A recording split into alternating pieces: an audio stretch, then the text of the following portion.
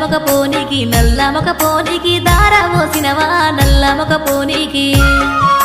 నల్ల వంకాయ కూర తినలేదే బిడ్డ నల్ల మగ పోడాని తెలువపాయేనే నల్ల మగ పోడాని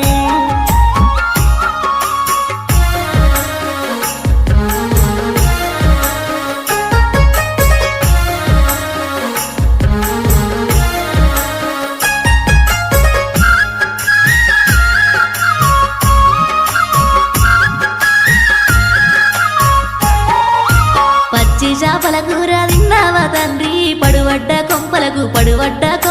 దార పోసినవా పడువడ్డ కొంపలకు